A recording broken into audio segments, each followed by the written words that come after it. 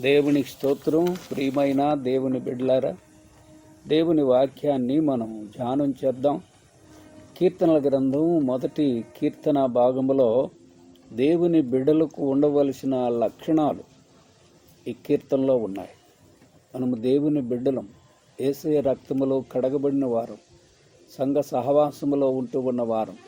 కాబట్టి లోకములో నుంచి దేవుడు మనలను ప్రత్యేకపరిచాడు కనుక మనం ప్రత్యేకించబడిన వారం, దేవుని సంతానం, దేవుని కుటుంబీకులం.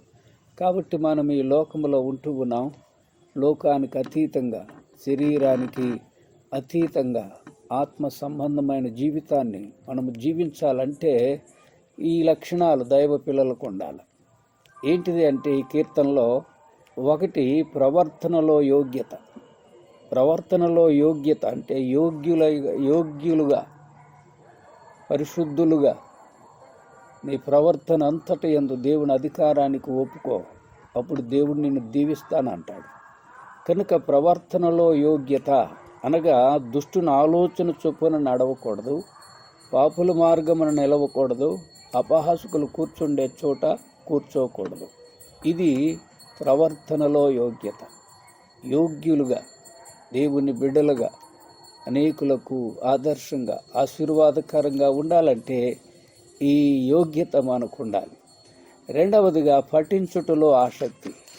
ఈ లక్షణం, యెహోవా గ్రంథమును పరిశీలించి చదువుకునేవాడు ధన్యుడు అంటాడు.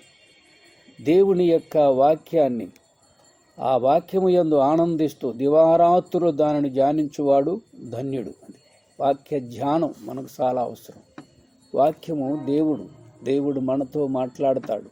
వాక్యం మనలను సరిచేసిద్ది, మనలను వెలుగులో నడిపించింది, పాపానికి దూరంగా ఉంచింది దేవుని వాక్యం. కనుక ఈ వాక్యాన్ని మనము కలిగి జీవిద్దాం. దేవుడి మాటలు దీవించునుగాక. ఆమేన్.